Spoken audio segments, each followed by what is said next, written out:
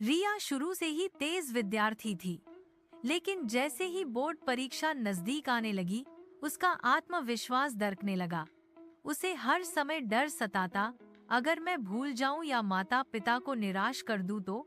उसकी माँ ने कई बार समझाया, बेटी, डरने से कुछ नहीं होता, बादलों के पीछे हमेशा इंद्रधनुष होता है। मगर रिया की रातों की नींद उड़ गई थी, खाने का मन नहीं लगता था और उसके मन में बस चिंता थी। स्कूल में एक दिन रिया की टक्कर विक्रम से हो जाती है। विक्रम हंसते हुए पूछता है, कहीं डर तो नहीं गई? रिया झुंझलाते हुए बोलती है, क्या तुम्हें फेल होने का डर नहीं लगता? विक्रम मुस्कुराता है, पहले लगता था, लेकिन मेरी दादी ने समझाया था, एग्जाम दरअसल एक रेसिपी की तरह है। अगर स्टेप्स फॉलो करो, साथ ही मदद करें तो मजा भी आता है। गड़बड़ हो जाए तो फिर ट्राई करो। विक्रम अपना वोरी बुक डायरी, जिसमें वो रोज अपनी चिंता और उस दिन की कोई एक अच्छी बात रिया को दिखाता है। रिया भी कोशिश करती है। आज फार्मूला भूल जाने का डर, लेकिन मैंने चौकीदार को सैंडविच दिया। पापा के मजाक पर हंसी। धीरे धीरे उसे एहसास होता है कि हर दिन के अंधेरे में कुछ रोशनी रहती है।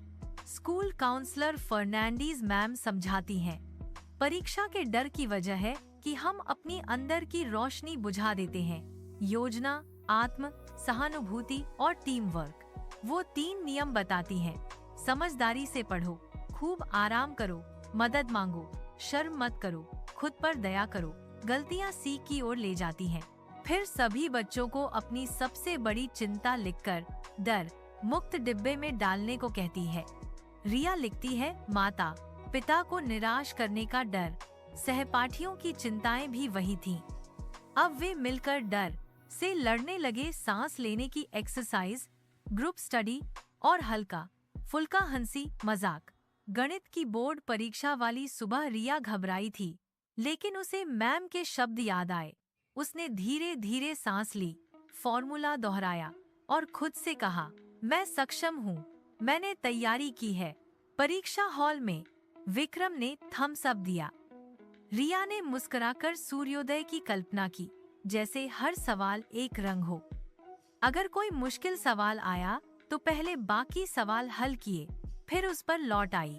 यह एहसास हुआ कि डर को जितना सामना करो उतना छोटा होता है। परीक्षा के बाद विक्रम पूछता है, कैसा हुआ? रिया हंसती है, डर से बेहतर। परिणाम उन्होंने देखे। रिया ने बहुत अच्छे नंबर नहीं पाए, मगर पास हो गई थी। सबसे महत्वपूर्ण चीज थी उसकी जीत डर पर, नंबर पर नहीं। माँ गले लगाकर बोली, बेटी, नंबर से ज्यादा तुमने खुद को जीता है। स्कूल में परीक्षा वीरों का क्लब बना, जहां सभी अपनी परीक्षा की कहानियां बांटने लगे। रिया ने ऑनलाइन अपनी जर्नी शेयर करना शुरू की, वोरी बुक, रिलैक्सेशन, ग्रुप स्टडी के फायदे।